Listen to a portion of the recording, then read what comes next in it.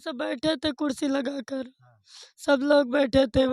एक बम फेंके तो आगे फेंके, सब लोग भाग गए और ये भागने वाले थे तब तक दूसरा बम लग गया। इनके खोपड़ी पीछे की नहीं रही, पूरा कान वान नहीं रहा। यह सर जमीन आबादी की थी, ये बैनामा लिखाए हैं, मतलब अपने बाबा से बैनामा अंकित के नाम लिखाए थे, उसी का मतलब दीवार उठा रहे थे। सर हम लोग अंदर थे, उनको बुलाई थी, ये बुलाई थी लड़की, इनके पापा यहाँ बरामदे में पहुँचे, वो नहीं उठे सर, तो लग दाग दिए। अभी मेरी मौजूदगी गोंडा जनपद के तरफगंज थाना क्षेत्र के सहीसो गांव में है। यहाँ पर जो है एक बुजुर्ग के ऊपर जो है बम मारकर उसकी वह निर्मम तरीके से हत्या कर दी जाती है और ज़मीनी विवाद को लेकर के इस बुजुर्ग की हत्या कर दी जाती है। और ये भी बताया जा रहा है कि ये जो ज़मीनी विवाद है वो किसी और का था, लेकिन जो बम मारा गया है वो किसी और व्यक्ति के ऊपर बम मारा गया है। तो यहाँ की कुछ महिलाएं हैं जो बुजुर्ग जिनकी हत्या कर दी गई है, जिनके ऊपर बम फेंक करके मारा गया है, उनके परिवार की कुछ महिलाएं, उनसे बात करते हैं, जानने का प्रयास करेंगे कि आखिर क्या है मामला। दादी क्या नाम है आपका? सीमा मिश्रा। ये बताइए, ये अभी जो दादा के ऊपर जो बम से हमला हुआ है वो क्या लगते हैं आप? हमारे जेठ है। तो उनकी उम्र लगभग कितनी रही होगी? 55 साल सर। ये कल कितने बजे की घटना है ये आपको 1:15 क्या क्या हुआ था, जरा ये कहानी हमारे दर्शकों को बताइए, पूरा मामला क्या है? ये दीवार उनकी उठ रही थी और उनका विवाद था, वो बरसीन बोए थे इसलिए हुआ है। यहाँ मेरे द्वार पे लोग बैठे थे, नीम का पेड़ है छाया पर, इसीलिए यहाँ पर मारे हैं, मारे थे उनको, इनको देखकर वहाँ से मारे हैं। हाँ ये जो वहाँ से मारे हैं सर। कहाँ पे वो पपीता जो है वहीं पर ये लड़की देखी है, उनको बैठे थे मारे हैं। हाँ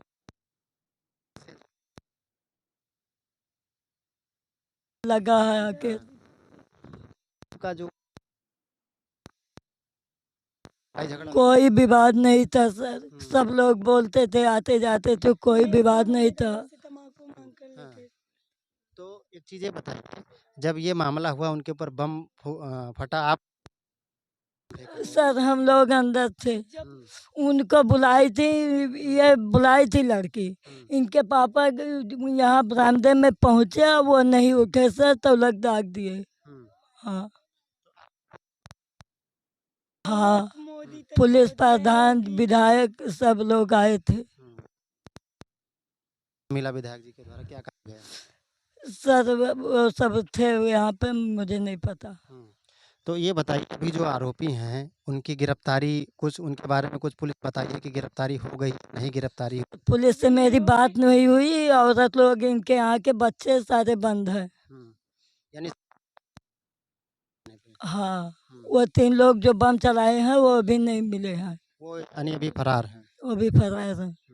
तो आप सर इंसाफ चाहिए, जैसे मेरी जान गई है वैसे उनकी सबकी भी जाएगी, न जाए तो उससे ज्यादा भोगें सर।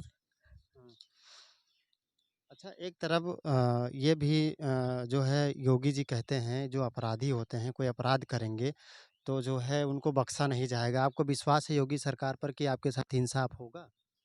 योगी जी पर विश्वास है? सर विश्वास तो है, आगे जो होगा मेरे साथ वही विश्वास आएगा। हाँ आपके परिवार में कितने लोग हैं और कितने लोग यहाँ पर मौजूद हैं? हम आपके 14 लोग जो हैं। जो दादाजी थे उनके कितने बेटे हैं, कितने लड़के हैं? सर उनके कोई नहीं था, वो सबसे बड़े थे, उनकी शादी नहीं हुई थी, उनके कोई नहीं है। हम बीच में हैं, हमारे 2 लड़की 2 लड़के हैं, बड़े लड़के की शादी हुई है, बहू है, एक बेटी यानी है। जिन जिन जो दादा अब इस दुनिया में नहीं रहे, यानी वो उनकी शादी नहीं अपने हुई। भाइयों के साथ में रह रहे थे, हाँ उनका उनका जो है भरण पोषण उनके भाई लोग करते हाँ थे। हाँ हम्म। उन्हीं का हम ही लोग करते हैं।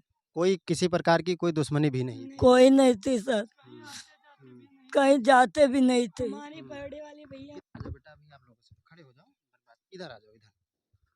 हमारे बड़े वाले भाई चले गए जब से, हमारे दादा में नहीं थे। गए। अच्छा, मेरा लड़का बड़ा वाला, ये घटना जब हुई थी तो यहाँ पर परिवार के कोई कोई लोग था यहाँ पर?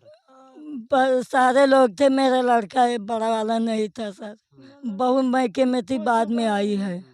तो ये बताओ बच्ची, आपने देखा था इस घटना को जब वो बम फेंके थे? हाँ हुँ। वहीं पे टप्पर पे बैठे थे वो सरमन कुमार। इनको देखे तो छुप गए वो तुरंत। कौन कहाँ, मतलब वहाँ वो 3-3 सेट दिख रहा है? वहाँ बैठे थे इधर को लग रहे थे। हुँ। और जब इनको देखे तब उधर घूम गए तो इनको नहीं पता चला कि मतलब ये बहा रहे हैं। हुँ। ये सोची कि मैं नीचे जा रही हूँ भी पापा से बताऊंगी। जैसे नीचे उतरी पापा इधर के ऐसे ही रह गए। हुँ। ऐसे बैठे थे ऐसे चले कितना गए। कितना कितना फेंके, कितने बम फेंके थे वो? सर 2 बम यहाँ गिरा 3 वहाँ गिरा। नहीं, जो आपने बताया कि वहाँ टीन पे बैठे हुए थे, तो वहाँ से उधर फेंके, इधर फेंके कि नहीं भगवती और अंजनी कुमार फेंके थे इधर सरवन फेंके थे। यानी वो अपने हाँ, ऐसे ही आपने 112 पे सूचना दिया, पुलिस कितनी देर? सब पे गया है तुरंत सूचना दी फोर्स आई बहुत ही मतलब अच्छा बेटा, ये बताओ, यहाँ पर आई तो आपसे कुछ खास की बताई कि कैसे ये मामला हुआ, क्या हुआ? हाँ ये पूछे थे कहाँ से बम आया कैसे आया है। हाँ। यही सब बताए थे। अच्छा, यहाँ आपके दादाजी इस कुर्सी पे जो बैठे हुए थे, उनके साथ और कोई? नहीं और कोई थे श्री चंद थे छोटू थे अंकित थे। अंकित बैठ रिक्शा में थे। अच्छा। तो मारना चाहते थे अंकित को अच्छा। बस लग गया दादा को लेकिन उनको दिखाई नहीं दिया कि हमारे दादा बैठे हैं। नहीं, एक चीज़ ये बताइए, जैसे आपके दादाजी कुर्सी पे बैठे हुए थे, उन्हीं के बगल में कोई खड़ा हुआ था? हाँ उनके बगल में सब बैठे थे कुर्सी लगाकर। हाँ। सब लोग बैठे थे। एक बम फेंके तो आगे फेंके सब लोग भाग गए और ये भागने वाले थे तब तक दूसरा बम लग गया इनके खोपड़ी पीछे की नहीं रही। पूरा कान वान नहीं रहा। आप लोग देखे थे पूरा गायब हो गया था? हाँ पूरा गायब हो गया। वीडियो बना पर मोबाइल साथ में ले गए। तो अब क्या चाहती हैं पुलिस? साफ चाहते हैं। ये लोग जो इनका जमीन का दीवार बन रही है, उन लोगों के आपसी भाई की जमीन है या कोई पटी? आपसी बर्बादी की है सर। जमीन आबादी की थी ये बैनामा लिखाए हैं। मतलब अपने बाबा से बैनामा अंकित के नाम लिखाए थे उसी का मतलब दीवार उठा रहे थे। अपने द्वार पर ये बैठे थे दादा हमारे अंदर से खा के आए बैठ गए यहाँ बस। पापा भी यहाँ थे पापा को बुलाए पापा चलो खाना खाओ। पापा उठ के बरामदे में पहुँचे तब तक ये यहाँ हमला हो गया। अभी आपने देखा ये महिलाएं किस तरह से उत्तर प्रदेश सरकार की जो शासन व्यवस्था है उसकी पोल खोलती हुई नजर आ रही हैं। आप देख पा रहे हैं कि गोंडा जनपद में जिस तरीके से एक बुजुर्ग की निर्मम तरीके से बम मारकर हत्या कर दी जाती है और उसका सर जो है चिथड़ों में बट जाता है।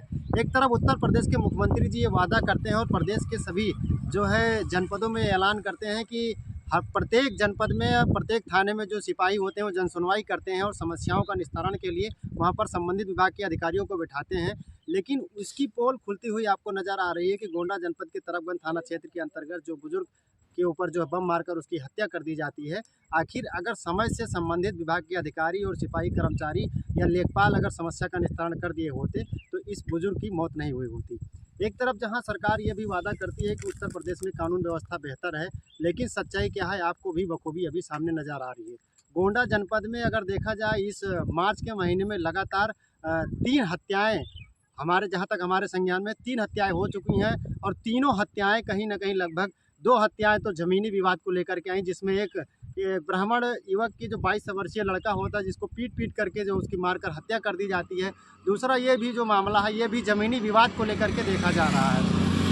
अभी आप सबने देखा होगा कि उत्तर प्रदेश के जौनपुर जनपद में अनुराग यादव हत्याकांड को लेकर के जहाँ पर एक ज़मीनी विवाद को लेकर के उसको जो पड़ोसी होते हैं वो तलवार से उसका सर जो है तन से अलग कर देते हैं और उसकी मौत हो जाती है और वो अपने माता पिता का यानी वो 3 बहनों में अकेला भाई होता है। यानी अनुराग यादव की हत्या के बाद में उनके पिताजी ये कहते हैं कि अब तो मेरे जीने का कोई सहारा नहीं बचा है और मैं जी करके क्या करूँगा।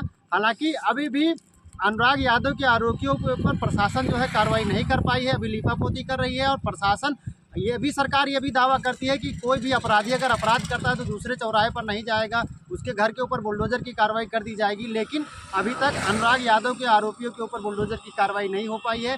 वहीं गोंडा जनपद में जो ब्राह्मण लड़के की हत्या हुई है, 22 वर्षीय जो पवन तिवारी की हत्या हुई है, उसमें भी अभी लगभग आरोपियों के ऊपर कोई ऐसी कार्रवाई नहीं हुई है जिससे कम से कम आरोपियों के मन में आरोपियों के प्रति, उनके कानून के प्रति एक खौफ जागे और वो किसी भी घटना को अंजाम देने के लिए सोचें। तो ये बात कहीं ना कहीं निकल कर के आती है, जिस तरीके से प्रशासन या पुलिस प्रशासन या राजस्व प्रशासन या उत्तर प्रदेश सरकार आरोपियों को लेकर के जो ढुलमुल रवैया अपनाती है, तो कहीं ना कहीं जो है प्रदेश में कानून व्यवस्था बिगड़ने का कारण ये भी हो सकता है। अगर सरकार समय से अपराधियों को ऊपर अंकुश लगाए, अपराधियों के ऊपर ठोस कार्रवाई करे, तो शायद उत्तर प्रदेश में अपराध का ग्राफ है वो कम हो सकता है। बाकी हमारे सहयोगी काशीराम मौर्य के साथ मैं गोंडा से अमरेश प्रजापति। आप ऐसी खबरों को देखने के लिए चैनल को सब्सक्राइब करें, उस वीडियो को ज़्यादा से ज़्यादा शेयर करें। जय हिंद।